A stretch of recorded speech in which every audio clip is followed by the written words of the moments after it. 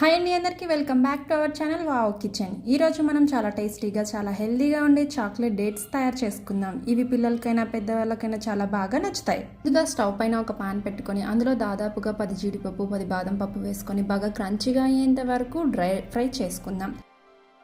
ఇవి ఫ్రై అయిన తర్వాత పక్కకు తీసి పెట్టుకుందాం.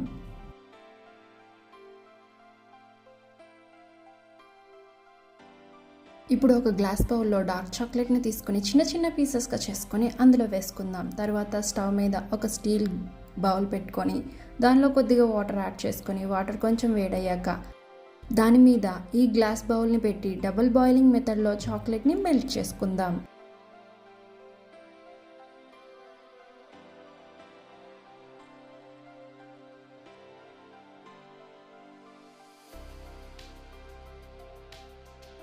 చాక్లెట్ కంప్లీట్గా స్మూత్గా మెల్ట్ అయ్యేంత వరకు బాగా స్టిచ్ చేసుకుంటూ ఉందాం. ఇలా మెల్ట్ అయిన తర్వాత ఈ డార్క్ చాక్లెట్ బౌల్ని తీసి పక్కకు పెట్టుకుందాం.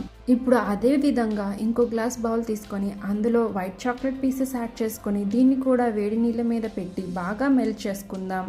ఇప్పుడు ముందుగా నేను 1 అవర్ ఫ్రీజర్లో పెట్టుకున్నటువంటి డేట్స్ తీసుకొని దానిలో ఉన్నటువంటి సీడ్స్ తీసేస్తున్నాను. తర్వాత ముందుగా ఫ్రై చేసి పెట్టుకున్నటువంటి జీడిపప్పు బాదం పప్పులను తీసుకొని ఒక్కొక్క డేట్లో పెట్టి క్లోజ్ చేసుకుంటున్నాను.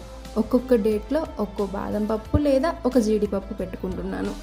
ఈ డేట్స్ను మెల్ట్ చేసిన డార్క్ చాక్లెట్లో వేసి బాగా రోల్ చేసుకుంటున్నాను. చాక్లెట్ మొత్తం డేట్కి బాగా కోట్ అయ్యేలా చూసుకుంటున్నాను. తర్వాత ఒక ట్రేలో బటర్ పేపర్ వేసుకొని ఈ కోట్ చేసుకున్న డేట్స్ని దానిపైన అరేంజ్ చేసుకుంటున్నాను. ఇలా అన్ని డేట్స్ వేసుకున్న తర్వాత ఇప్పుడు మనం ముందుగా మెల్ట్ చేసి పెట్టుకున్నటువంటి వైట్ చాక్లెట్ని తీసుకొని డార్క్ చాక్లెట్స్తో కోట్ చేసినటువంటి డేట్స్ పైన సన్నగా డిజైన్ లాగా వేసుకుంటున్నాను.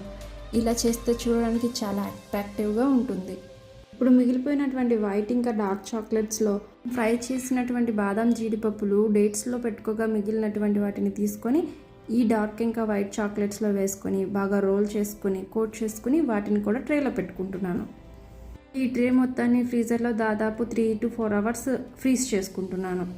3 అవర్స్ తర్వాత తీసి చూస్తే చాలా మంచి టెక్స్చర్తో సూపర్గా వచ్చాయి. ఇప్పుడు ఒకటి కట్ చేసి చూపిస్తాను. లోపల క్రంచీ జీడిపప్పు, దాని చుట్టూ సాఫ్ట్ డేట్, పైన రిచ్ చాక్లెట్ కోటింగ్ చూడడానికి ఎంతో బాగుంది, తినడానికి కూడా అంతే బాగుంది. మీకు ఈ రెసిపీ నచ్చితే వీడియోని లైక్ చేసి షేర్ చేయండి. ఇంకా ఇలాంటి టేస్టీ రెసిపీస్ కోసం మన ఛానల్ని సబ్స్క్రైబ్ చేసుకోండి. వీడియోస్ చూస్తున్నారు కానీ సబ్స్క్రైబ్ చేసుకోవట్లేదు. సబ్స్క్రైబ్ చేసుకొని చూస్తే నాకు కొంచెం సపోర్టింగ్గా ఉంటుంది. Thanks for watching.